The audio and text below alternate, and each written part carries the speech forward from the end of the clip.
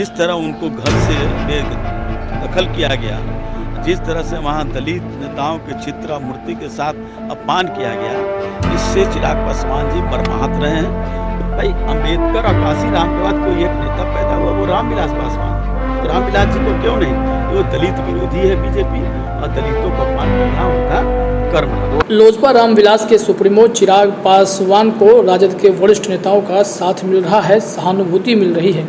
राजद के वरिष्ठ नेता श्याम रजक ने चिराग पासवान के साथ हुए दुर्व्यवहार को लेकर अपनी प्रतिक्रिया दी है। उन्होंने कहा है कि दिल्ली में जिस तरह से चिराग पासवान के पिता रामविलास पासवान का बंगला खाली कराने के नाम पर उनके चित्र और बड़े महापुरुषों की मूर्ति के साथ बदसलूकी की गई, उन्हें कचरे में फेंका गया, इससे चिराग पासवान मर्माहत हैं। उनके दुख में हम उनका साथ देने के लिए पहुंचे हैं और इस वक्त कोई राजनीति नहीं होगी।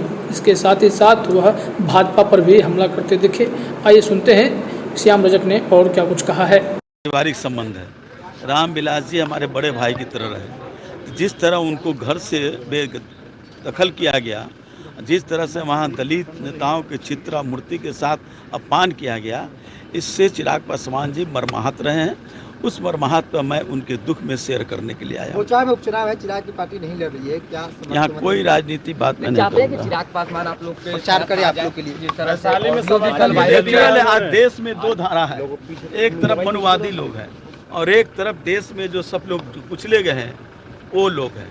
हम चाहेंगे कि सारी शक्तियाँ जो मनुवाद के खिलाफ है वो सब लोग एक साथ हों, एक साथ मिल करके मनुवादियों को परास्त करें। वैशाली में चिराग पासवान ने क्या तैयारी है क्या सर? ये 24 की तैयारी है क्या? तैयारी हम लोग की मजबूती के साथ एकजुट होकर तैयार हैं आप? हम चाहते हैं कि बीजेपी के खिलाफ सारी शक्तियां जो बीजेपी के खिलाफ है, मनुवाद के खिलाफ है, इस राष्ट्र के द्रोही लोगों के खिलाफ है, जो यहाँ पर मनुवाद की संस्कृति लाना चाहते हैं, ऐसे लोगों को एकजुट करके और उसको परास्त करने का काम चिराग पासवान के साथ जो हुआ और जो कुछ हो रहा, लगता है बीजेपी भी भूमिका में है, लेकिन निश्चित रूप से बीजेपी की वहाँ सरकार है, वहाँ उनके विभाग हैं, उन लोग की भागीदारी निश्चित है। उनके बिना कुछ हो सकता है क्या?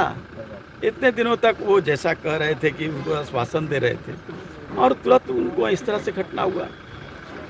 उस मकान को रखना नहीं चाहते। हम लोग की इच्छा थी, हम लोग की भी, जो हम लोग पार्टी के नहीं हैं, कि रामविलास जी वहाँ पर कई वर्षों से रहे, उनको राष्ट्रीय स्मारक घोषित करना चाहिए और वो मकान को राष्ट्रीय स्मारक रामविलास जी के नाम पर होना चाहिए। रामविलास जी की प्रतिमा दिल्ली में किसी बड़े स्थल पर लगना चाहिए।